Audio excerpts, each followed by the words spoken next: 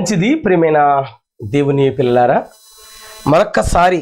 మరొక వారం మరి మీ ఎదుట మరొక ఎపిసోడ్లో ఈ రక్షణ మార్గం ఛానల్ ద్వారా YouTube on God's duty channel ద్వారా మీ మధ్యకు మరి వాక్యాన్ని పంచుకోవటానికి దేవుడు నా నోట ఉంచిన ప్రతి మాట మీ మేలు కొరకే నడిపించడానికి ఇష్టపడిన దేవుని కృపను బట్టి ఈ యొక్క సమయంలో దేవునికి ముందుగా కన్న తండ్రి అనే దేవాతి దేవునికి ప్రభువైన యేసుక్రీస్తు నామం పేరిట కృతజ్ఞతాస్తులు చెల్లిస్తూ మరి దేవుని వాక్యాన్ని అత్యాసక్తితో మరి ఎంతో చక్కగా మీరు ఆలకిస్తున్న దేవుని పిల్లలైన మీ అందరికీ సమయమునకు చక్కగా మరి ఈ యొక్క ఛానల్ ఎదుట మీరు కూర్చుని దేవుని వాక్యాన్ని ఆలకిస్తున్న మీ అందరికీ నా ప్రత్యేకమైన శుభములు వందనాలు తెలియజేస్తున్నాను ప్రియులారా. మంచిది, దేవుని వాక్యమును ధ్యానం చేద్దాం. ఈరోజు మరొక అద్భుతమైన సంగతిని మీకు చెప్పాలని ఈ సందేశం ద్వారా మీ ముందుకు రావడానికి ఇష్టపడతాం. చిన్న ప్రార్థన చేసుకుందాం. తలలు వంచండి, కన్ను మూయండి. పరలోకమందున మా తండ్రి, మీకు స్తోత్రాలు. నీ ప్రియకుమారుడు యేసుక్రీస్తు ప్రభువు ద్వారా మాకిచ్చిన రక్షణ, ఈ గొప్ప కార్యాన్ని బట్టి మీకు స్తోత్రాలు. ఆత్మ నడిపింపు చేత, పరిశుద్ధాత్మ ప్రేరణ చేత మీరు మమ్మల్ని ప్రేరేపిస్తున్న ఆత్మ రక్షణార్థమే నడిపిస్తున్న రీతిని బట్టి మీకు స్తోత్రాలు. నేను నీ పిల్లలు శ్రోతలు ఎంతమంది దేవుని మాటలు వినడానికి ఇష్టపడ్డారో పిల్లలందరూ నడిపించినందుకు మీకు స్తోత్రాలు, నడిపించబోతున్నందుకు మీకు స్తోత్రాలు. దేవుని వాక్యం వింటున్న ప్రతి బిడ్డలు కూడా తండ్రి అనేకమైన వారి జీవితాల్లో గొప్ప కార్యాలు జరిగించమని, నేను ఆత్మీయ మేలు రక్షణ ధన్యత కలిగజేయమని, దేవుని పైన ఇష్టం కలుగుటకు మీరు ఆకర్షించమని క్రీస్తునామంలో అతి వినంగా అడిగి బ్రతిమలాడి వేడుకొనిచున్నాను కన్న తండ్రి, ఆమేన్. మంచిది ప్రియులారా, జాగ్రత్తగా విందాం. ఈరోజు మనం వినబోతున్న అంశం ఏంటంటే స్తుతి అంటే ఏమిటి. స్తుతి అంటే మాకేం తెలియదండి. స్తుతి స్తుతి స్తుతి స్తుతి స్తుతి అంటూ ఉంటాం కదా పొద్దున్న లేచి చర్చిల్లో అంటారా? అదే ఒకవేళ మీ ఆలోచన అయితే, కాబట్టి అదే మీ యొక్క ఇంటెన్షన్ అయితే, నేను చెప్పేది కూడా ఒకసారి మీకు తెలిసిన దాంతో ఈ మాటలు జోడించి ఏది సరి అయినదో నిర్ణయం తీసుకోవాల్సిందిగా ప్రభు పేరట మీకు మనవి చేస్తున్నాను. 150వ కీర్తనలో ఒకసారి చూద్దాం రండి. 150వ కీర్తన ఆఖరి కీర్తన. ఇక్కడ యెహోవాను స్తుతించండి, ఆయన పరిశుద్ధ ఆలయమును దేవుని స్తుతించండి అని ఈ 6 వచనాల్లో మనకి ఎక్కువ కనబడేది స్తుతి స్తుతి స్తుతి. స్తుతించటం అంటే ఈ కీర్తనలు గ్రంథాన్ని ముగింపులోకి వచ్చే సమయానికి ఆయన మాటలు దేంతో ముగించాడంటే స్తుతులతో ముగించిన గ్రంథముగా మనకి ఈ యొక్క కీర్తన గ్రంథం మనకి కనబడుతుంది ప్రియులారా. ఇంతకీ స్తుతి అంటే ఏంటి? స్తుతి అంటే శ్లాఘించడము అంటారు ఒక పరిభాషలో. అంటే అర్థం ఏంటంటే ఒక వ్యక్తిని కానీ లేదా ఒక నాయకుడిని కానీ గొప్ప చేయటం స్తుతి. కానీ మన యొక్క ఆధ్యాత్మికమైన పరిభాషలో, ఆధ్యాత్మికమైన చింతనలో, దేవుని యొక్క పరిధిలో స్తుతి అంటే మనలో మనం ఎవరో గొప్ప చేసుకునే తత్వం మనలో ఉండదు. ఎందుకంటే బైబిల్ మనకుంది, తన్ను తాను తగ్గించుకునేవాడు హెచ్చింపబడును అని లేఖనం మనకి ఘోషిస్తుంది. కనుక క్రైస్తవులుగా ఉన్నవారు చాలామందిలో దేవుని భయము ఉన్నవాళ్ళు వారు పొగడ్తలకి గొప్పలకి ఇష్టపడరు. నేను వాక్యానుసారముగా ఎంతో కొంత జీవించే వారి కోసం మాట్లాడుతున్నాను, మొత్తానికి దారి తొలగిపోయిన కోసం మాట్లాడతలేదు. బాగా ఆలోచించేయండి. బొత్తిగా దేవుని కృపకు దూరం అయిపోతే వారిని దేవుడు కూడా రక్షించడం అసాధ్యం అన్నాడు ఆయన. సో ఉన్నవారిని కాపాడుకోవాలి, ఉన్నవారికి కొన్ని అవగాహన కలిగించాలి. అదే నా ఈ చిన్న ప్రయత్నం. ఒకవేళ ఇక దేవుడు వాత వేయబడిన మన సాక్షికి అపవాదికి అప్పచెప్పి ఉంటే అది దేవునికి ఆ నిర్ణయాన్ని వదిలిపెడదాం. ఆయన ఇష్టం, ఆయన చిత్తం. మళ్ళా తీసుకురావడం, తీసుకుని రాకపోవడం. అయితే ఇక్కడ స్తుతించడం అంటే గొప్ప చేయడం. ప్రియమైన దేవుని పిల్లారా, ప్రార్థన అన్నది ఏంటంటే ఒక ప్యాకేజ్. అది ప్రార్థన అన్న దాంట్లో చాలా విషయాలు ఉంటాయి. ఒక ఫ్యామిలీ ప్యాక్ అంటే ఏంటో అలాగే ఇదొక ప్యాక్ ప్రార్థన అన్నది. దేవుని దగ్గర పెట్టే అప్లికేషన్ ప్రార్థన అంటే. అప్లికేషన్లో చాలా విషయాలు ఉంటాయి. ఉదాహరణకు స్తుతి చెల్లించటం. స్తుతి అంటే దేవుని గొప్ప చేయటం. 2 కృతజ్ఞతాస్తుతి. స్తుతి వేరు, కృతజ్ఞతాస్తుతి వేరు. కృతజ్ఞతాస్తుతి స్తుతి 2 ఒకటి అనుకుంటాం మనం చాలామంది. ఈరోజు కూడా చాలామంది కొన్ని ఏళ్ళు సంవత్సరాలు మందిరంలో గడుస్తున్నా ఈ రోజుకి ప్రార్థన అంటే ఏంటో తెలియకపోవటం చాలా బాధాకరం. స్తుతి అంటే ఏంటో, కృతజ్ఞతాస్తుతి అంటే తెలియకపోవటం చాలా అమాయకత్వం. ప్రియమైన దేవుని సంగమా, కృతజ్ఞతాస్తుతి అంటే థ్యాంక్స్ చెప్పటం. దేవుడు చేసిన మేలులకు, ఆయన మనకు చేసిన గొప్ప కార్యాలకు కృతజ్ఞతాస్తుతి, థ్యాంక్స్ చెప్పటం, ధన్యవాదాలు తెలియజేయటం, వందనాలు చెప్పటం, అది కృతజ్ఞతాస్తుతి. మనవి చేయటం అంటే మనకి ఏమి కావాలో, ఏమి అవసరతలు ఉన్నాయో వాటిని అడగటం, అడుక్కోవటం, అడుగుతాం ఆయన్ని, బ్రతిమలాడటం, అదే మనవి చేయటం. విజ్ఞాపన చేయటం అంటే ఇతరుల కొరకు, మన బంధువుల కొరకు, రక్త సంబంధుల కొరకు, సంఘాల కొరకు విజ్ఞాపన చేయటం.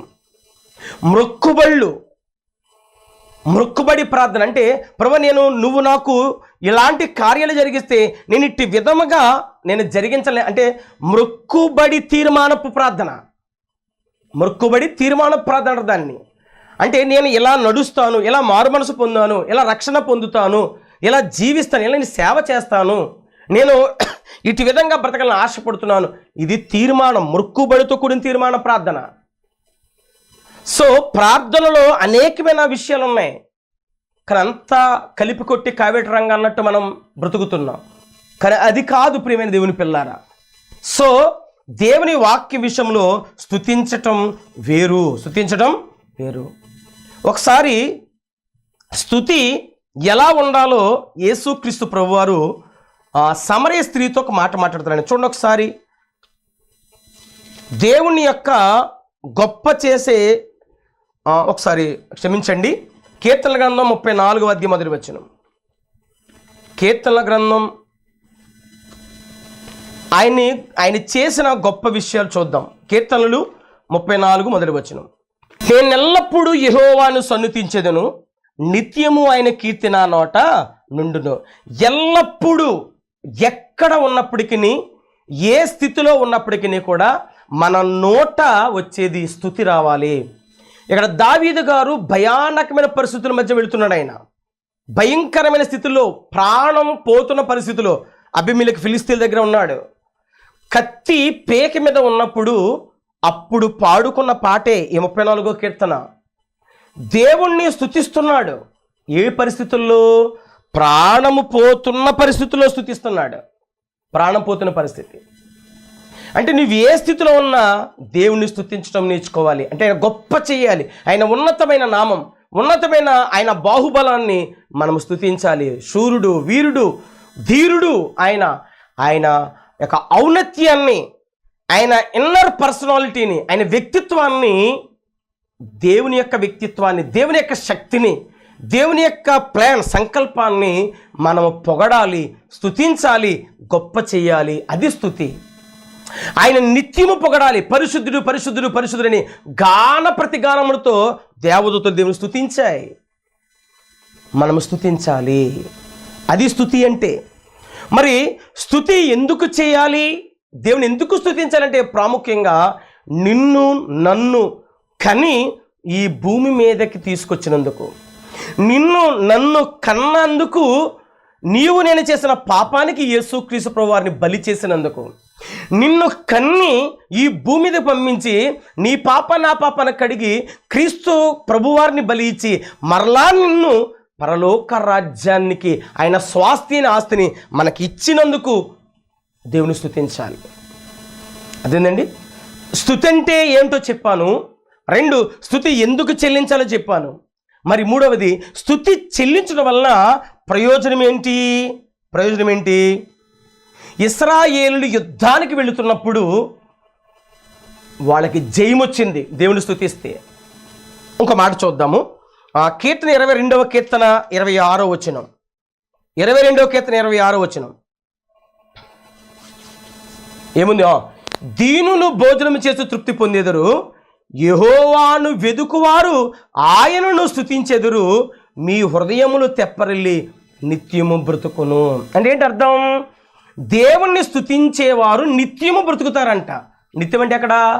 100 ఏళ్ళు లేదా 150, 200 ఏళ్ళు అని ఎక్కడ కాదు. ఇక్కడ ఎంత ఆయుష్ అయితే దేవుడిచ్చాడో, నువ్వు పుట్టినప్పుడు నీ యొక్క మరణదినం కూడా రాసి తెచ్చుకున్నాం, నీ ఆయుష్ ఎంత అని. ఈ ఆయుష్ ఎంత కూడా బ్రతుకుతావు. తర్వాత పరలోకములో దేవుని ఎదుట నిత్యము బ్రతుకుతావు దేవుని స్తుతిస్తే. అబ్బా, దేవుణ్ణి స్తుతిస్తే అంత గొప్ప మేలు అంటే జయాన్ని పొందుకుంటావు నీ యొక్క పోరాటం, నీ యొక్క యుద్ధములో. 2, దేవుడు నేను నిత్యము బ్రతికించే విధముగా చూస్తాడు. ప్రియులారా, దేవుణ్ణి స్తుతిస్తే సాతాను పారిపోతాడు, దూరమైపోతాడు. దేవుని స్తుతిస్తే యాకోబు 10 ఉంటుంది, నీవు ముందు నా దగ్గరకు రా.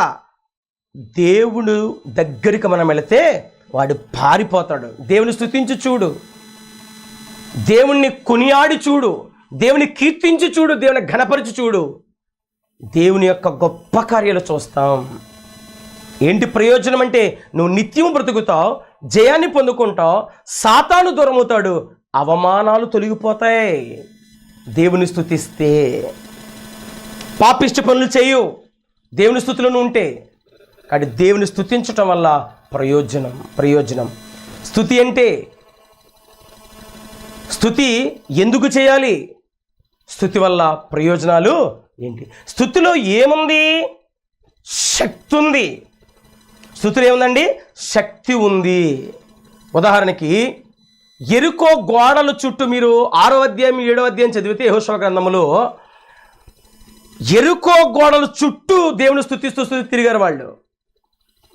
7 రోజులు 7 మార్లు, 7వ రోజు 7 సార్లు తిరిగారండి.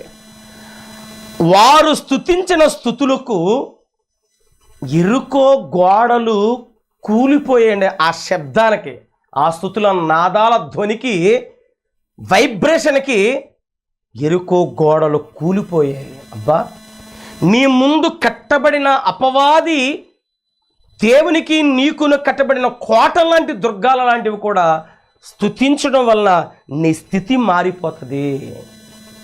వాడు కట్టిన ప్రాకారాలు కూలిపోతాయి. స్తుతించడం నేర్చుకున్నాం. ఇంకా దేవుని స్తుతిస్తే ఏం జరుగుతుందో అపోస్తల కార్యాల గ్రంథం 1వ అధ్యాయము 8వ వచనం చూడండి ఒకసారి. అపోస్తల కార్యాల గ్రంథం 1వ అధ్యాయం 8వ వచనం ఏముంది అక్కడ? దేవుణ్ణి స్తుతిస్తే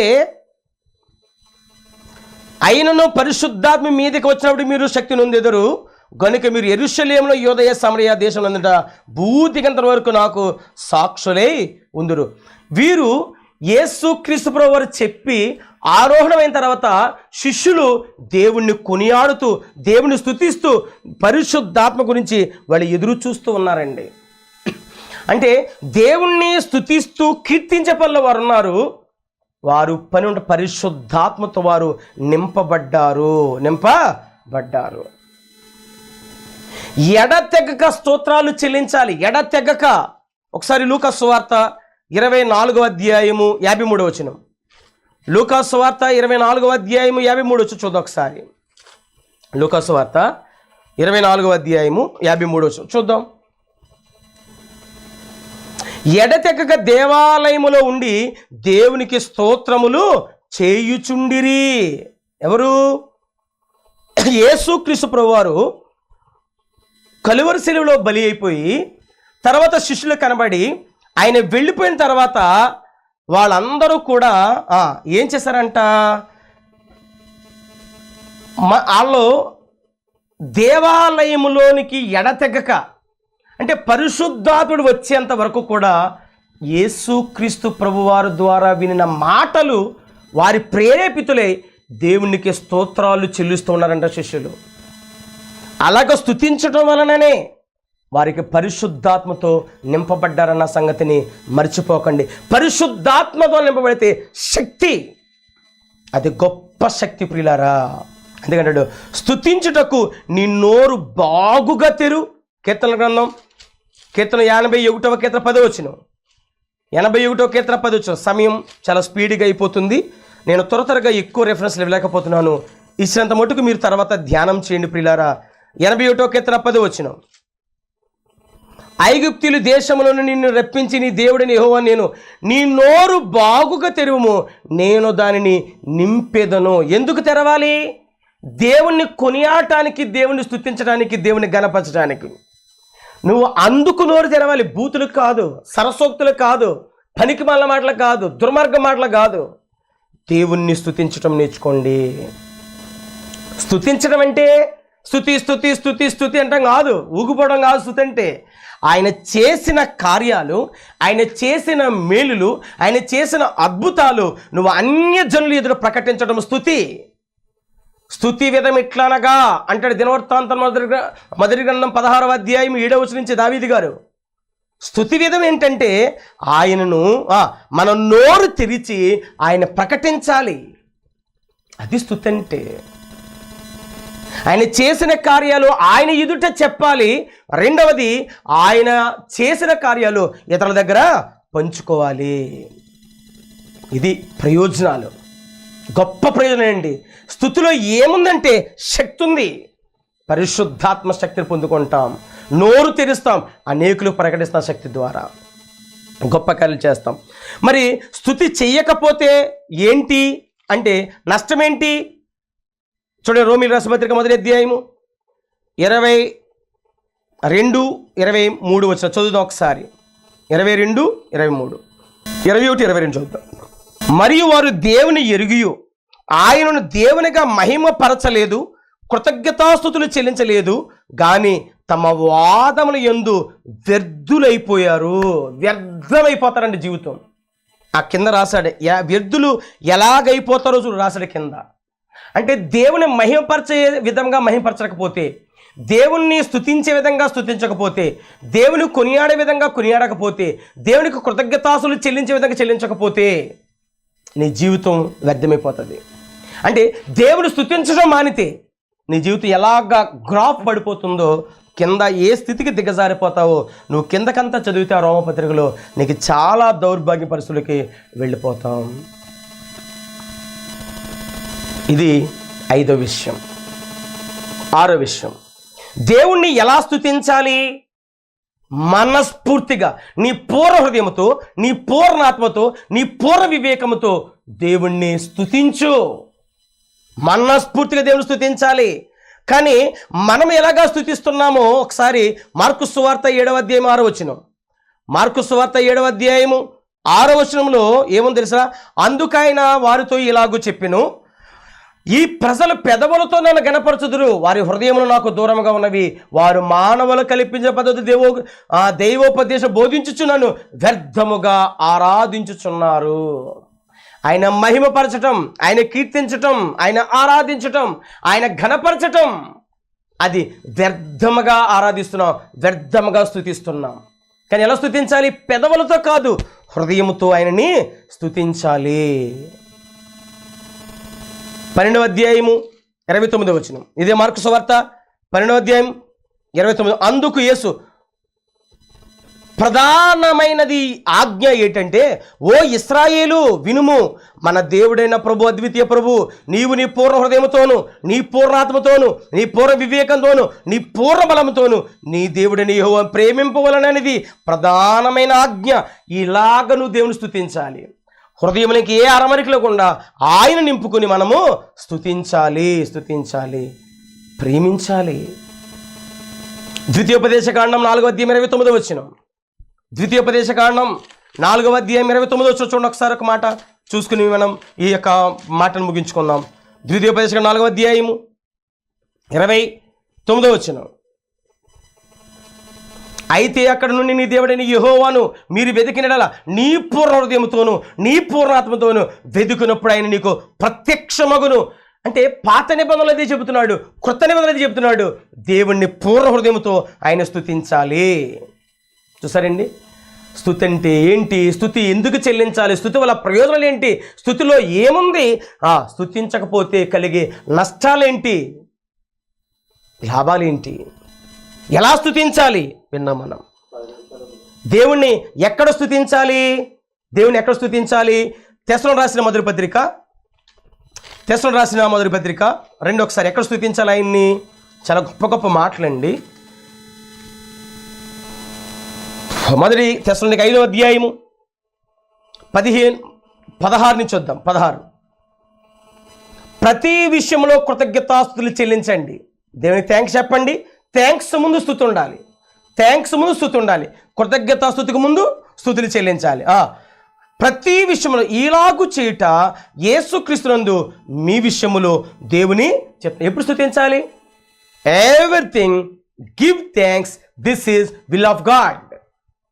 ప్రతి విషయంలో దేవుని స్తుతించండి. ఎప్పుడైనా దేవుని స్తుతించాలి. నిత్యము దేవుని స్తుతించవచ్చు. ప్రతి క్షణం 24/7 దేవుని స్తుతించు. మరి ఎక్కడ స్తుతించాలి? ప్రతి విషయంలో కృతజ్ఞత చెల్లించండి. ఈలాగు చేట యేసుక్రీస్తునందు మీ విషయంలో దేవుని చిత్తం. ఆత్మను ఆర్పకండి, ప్రవచించిన నిర్లక్ష్యం చేయకండి, సమస్తం పరీక్షించి మేలేదని చేపట్టండి. ప్రతి విధమైన కీడునకు దూరముగా ఎక్కడ స్తుతించాలి? అన్ని స్థలాల్లో స్థుతించవచ్చు. 145వ కీర్తన చదువుతాం. 146వ కీర్తన ఒకసారి చూద్దాం మాట. 146వ కీర్తన 2వ వచనం. 146 నేను స్పీడ్గా చెప్తున్నాను, దయచేసి మీరు ఎలాగా రికార్డింగ్ అవుతుంది కాబట్టి మీరు మరలా ఒకసారి ఫార్వర్డ్ చేసుకుని లేదా బ్యాక్ వచ్చి మళ్ళీ వినొచ్చు. 142వ కీర్తన 146:2 నా జీవిత కాలం అంతయు నేను యెహోవాను స్తుతించెదను, నేను బ్రతుకు కాలం అంతయు నా దేవుణ్ణి కీర్తించెదను. ఎప్పుడు స్తుతించవచ్చు, ఎక్కడైనా స్తుతించవచ్చు నీకు అవకాశాన్ని బట్టి. దేవునికి స్తోత్రాలు చెల్లించడానికి ప్లేస్లు ఏమున్నాయండి? దేవుని సమయం ఏముందండి? ఎప్పుడైనా నువ్వు స్తుతించాలి. మరి ఎంతకాలం స్తుతించాలి? 150:6 వచనం. సకల ప్రాణులు యెహోవాను స్తుతించుదురుగాక, యెహోవాను స్తుతించండి. అంటే దేవుణ్ణి ఎంతకాలం మనము స్తుతించాలంటే మన జీవితాంతకాలం దేవుని స్తుతించాలి. ఎక్కడండి? ఎంతమంది? సకల ప్రాణులు, సకల జీవులు, మనమందరం జీవితకాలం అంతయు కూడా దేవుణ్ణి స్తుతించాలి. ఏం చేయాలి? స్తుతించాలి. ప్రియారా, ఈ భూమి మీద ఉండగానే స్తుతించగలం, లేదా మనం భూమి మీద జీవముతో ఉన్నప్పుడే దేవునికి కృతజ్ఞతాసు చెల్లించాలి. ఈ ఊపిరి ఆగిన తర్వాత మనం స్తుతించలేము, అవదు. బైబిల్ ఒక మాట ఉంటుంది. యెషయా గ్రంథం 38వ అధ్యాయం 18వ వచనం. యెషయా గ్రంథం 38వ అధ్యాయం 18వ వచనం. 38:18 ఏముంది అక్కడ? పాతాళమునకు నీకు స్తుతి కలగదు, మృతి నీకు కృతజ్ఞతాస్తుతి చెల్లింపదు. అంటే సజీవులే కదా నీ స్తుతిస్తారు, చనిపోతే స్తుతించడం కదా. సో భూమి మీద మనం ఉన్నప్పుడే దేవుని స్తుతించడం నేర్చుకోండి. దేవుని స్తుతించడం వల్ల లాభాలు, స్తుతించకపోతే నష్టాలు, వ్యర్థులైపోతాం, నాశనమైపోతాం. ఎందుకు స్తుతించాలి, ఎప్పుడు స్తుతించాలి, ఎక్కడ స్తుతించాలి, ఎలా స్తుతించాలి, అనేక విషయాలు మీకు స్తుతి కోసం చెప్పాను. బతుకున్నప్పుడు స్తుతించండి. ఆఖరి మాట, మనము గట్టిగా స్తుతించవచ్చా? 3వ అధ్యాయం ఎజ్రా గ్రంథం 3వ అధ్యాయం 11వ వచనం. ఎజ్రా గ్రంథం 3వ అధ్యాయం 11వ వచనం. మీకన్నీ ఆధారాలతో చూపిస్తున్నాను. ఎజ్రా గ్రంథం 3వ అధ్యాయం 11వ వచనం. వీరు వంతు చొప్పున కూడి యెహోవా దయాళుడు, ఇశ్రాయేలు విషయమైన కృప నిరంతరం నిలుచునని పాడుచు యెహోవాను స్తుతించిరి. మరి యెహోవా మందిరం యొక్క పునాది వేయబడి చూచి జనులందరూ గొప్ప శబ్దముతో యెహోవాను స్తోత్రము గట్టిగా చేయొచ్చు. స్తుతి స్లోగా, జాయిగా, మెల్లిమెల్లిగా, ఎవరికి వినబడకుండా నువ్వు గట్టిగా చేయటం వల్ల ఉపయోగం ఏంటంటే, 1 నీలో చాలా గొప్ప మార్పులు వస్తాయి. 2 నువ్వు స్తుతి చెల్లించడం వల్ల అనేకులు విని దేవుణ్ణి గొప్ప చేయటానికి వాళ్ళు ప్రేరేపితులు అవుతారు. గట్టిగా స్తుతించవచ్చు. యెషయా గ్రంథంలో మనం చూసాం. మీకు ఇంకా కావాలంటే లూకా సువార్త 19వ అధ్యాయం 38వ వచనం. లూకా సువార్త 19వ అధ్యాయము 38వ వచనం ముగించుకుందాం. లూకా సువార్త 19వ అధ్యాయం 38వ వచనం. ప్రభువు పేరట వచ్చే రోజు స్థిరపబడును గాక, పరలోకమందు సమాధానమును సర్వోన్నత స్థలం మహిమ ఉండును గాక అని తాము చూచిన అద్భుతములు గూర్చి మహాశబ్దముతో దేవుని స్తోత్రం చెల్లించారు. గట్టిగా కేకలే పర్వాలేదు, పొలికేకలు కాదండి, స్తుతించే మాట గంభీర స్వరముతో స్తుతించవచ్చు. మీరు ప్రకటన గ్రంథం 19వ అధ్యాయంలో 1-2 చదివిన దేవుని గొప్ప శబ్దంతో స్తుతించారు. స్తుతించు. నువ్వు జాయిగా స్తుతించావా, గట్టిగా స్తుతించావన్నది పాయింట్ కాదు. దేవుణ్ణి ఎలా స్తుతించావు, ఎప్పుడు స్తుతించావు, ఎక్కడ స్తుతించావు, స్తుతించడం వల్ల నీకు కలిగిన అవగాహన ఏంటి, నీలో కలిగిన మార్పు ఏంటి, ఆలోచించేయండి.